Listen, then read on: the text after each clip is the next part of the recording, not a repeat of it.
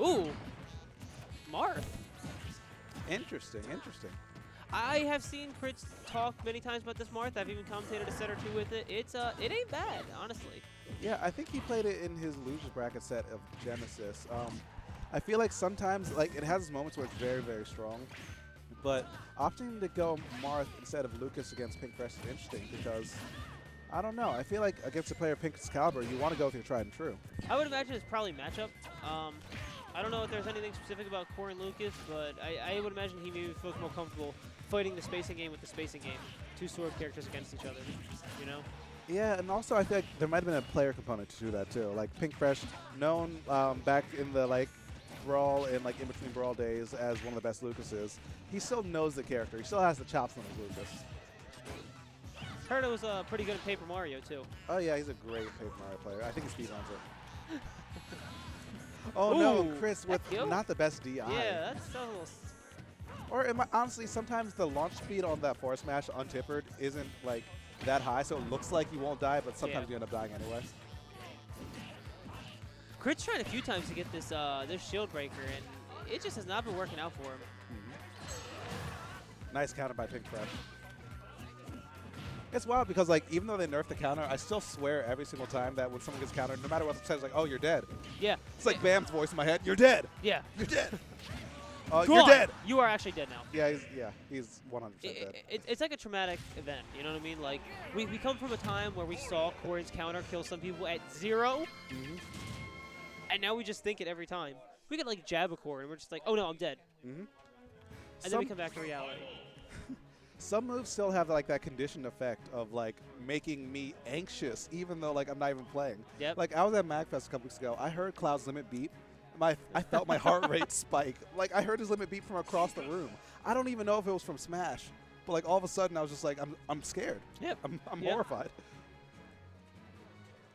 He starts saying all that Japanese stuff, and I'm just like, I don't know what you said, but I'm pretty sure it's you're dead. Yeah. Getting guy will. Oh no. Yeah, just every single time. All right, so we got Crits going back into his Lucas. Ooh, all right.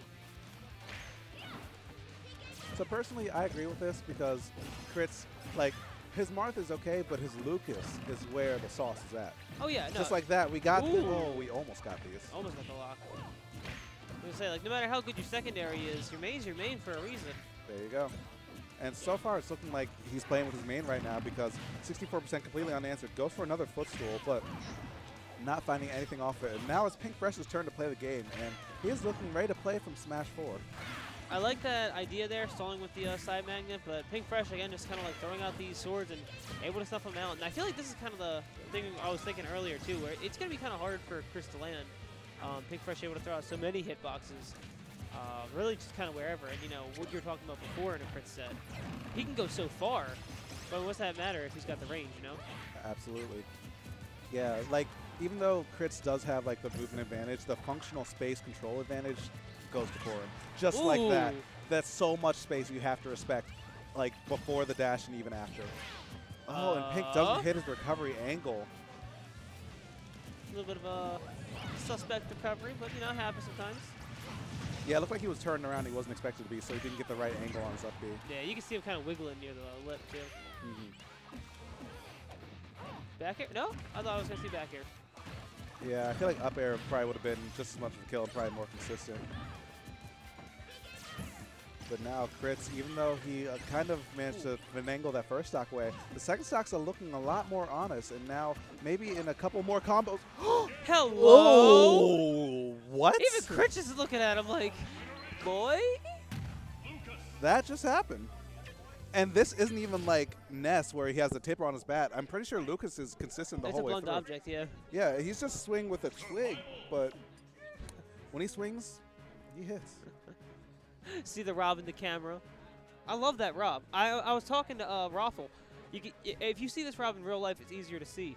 But it has like that weird that stain of this is an old plastic object that has probably been sitting in a basement of some kind for maybe 20 years. So it's like got like brown tint to it. It's the wrinkles of robots. Yeah. When are they gonna release this alt for Rob? Like the, Actually, though. like the brown old plastic. That'd be such a creative ult, and it'd be so much better looking than his ugly green ult. Anyway, back to this match. Army Tank Rob is disgusting. I hate that. I like it. That's why you're not a Rob main. Wait, he said he hates your Rob, too. I don't like Yellow Rob either, but you know, that's a whole other story why I made Yellow Rob. But that's not what we're talking about. We're talking about crits and Pink Fresh. Yeah, going into game 3. Ooh. And this, okay. If he had gone straight to that bite early, that actually might have been a stock. He would have had the time to get the pin, get the tipper, and potentially kill. But now instead, we have a tight battle between the two. Crits going for another footstool, not finding the mark. The Pink Fresh going deep, trying to find something that I'm not really sure what's there. Giving Crits an opportunity to rack up even more damage. Ooh, Ew. Suspect up there killing. Ew. I don't even know what kind of DI he would have been doing. I'm guessing in. Yeah, that had to have been in. But regardless, Crits not in a bad position still. Just like that.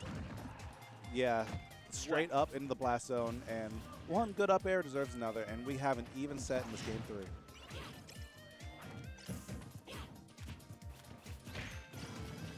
Nice. Crits punching that off shield, and I love that he went for that. If he had released it instead of charging it, he probably would have connected.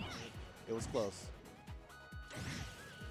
Yeah, sometimes like you'll have these small interactions with Corrin, and you'll think like, all right, that's fine. I only got hit like once or twice here and there, and then you realize you're actually at 70%. So Character's hitting. This character hitting for sure, but Lucas not entirely weak himself. Yeah, he doesn't have the absurd damage output as some of the other characters in the cast, but what he lacks in damage, he makes up for in safety and a lot of the neutral and kill consistency.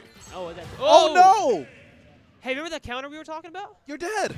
You are dead. Oh my god. Wild.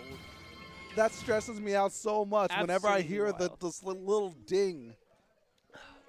That's scary. Great counter though by Pink Fresh. Brilliant. Brilliant work from him. That's cameo from Rob. Vanilla showing his true form for just a second. I'm telling you, it's the Rob, me, Tant, it's all the same. I'm surrounded by Robs right now.